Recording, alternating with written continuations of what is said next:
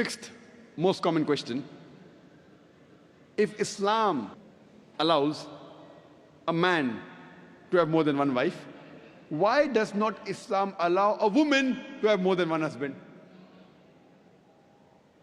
As far as marrying women is concerned, the categories of women a man can marry is clearly specified in Surah Nisa, chapter 4, verse number 22 to 24.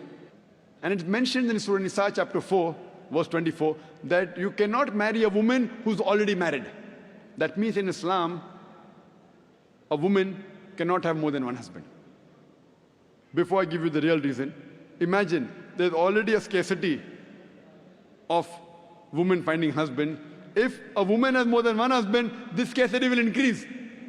It will multiply the problem.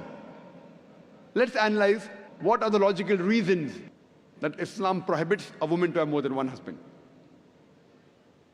When a man has more than one wife, and if any child is born out of that wedlock, you can easily identify who is the father as well as who is the mother. But if a woman has more than one husband, and if a child is born, you can identify the mother, but you will not be able to identify the father. And if you go to admit that child in school, and if they ask you what is the name of the father, you may have to give two names. And today's psychology, they tell us that identifying the parents is very important for a healthy childhood, especially the identity of the father. If you cannot identify the parents, the child has a lot of mental trauma.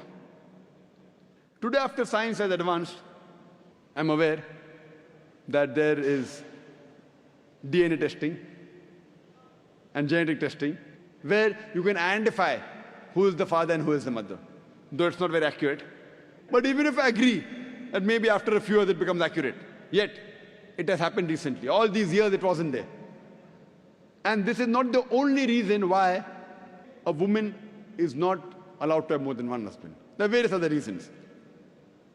For example, today science tells us that a man is more polygamous in nature as compared to a woman.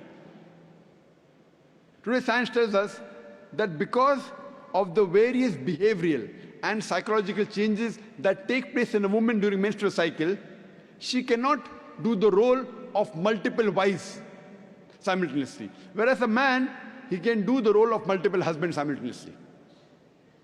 Furthermore, if a woman has more than one husband or more than one sexual partner, and if all of them are loyal to each other, yet there are high chances that venereal diseases and sexual transmitted disease will emerge, and it can be retransmitted back to the man.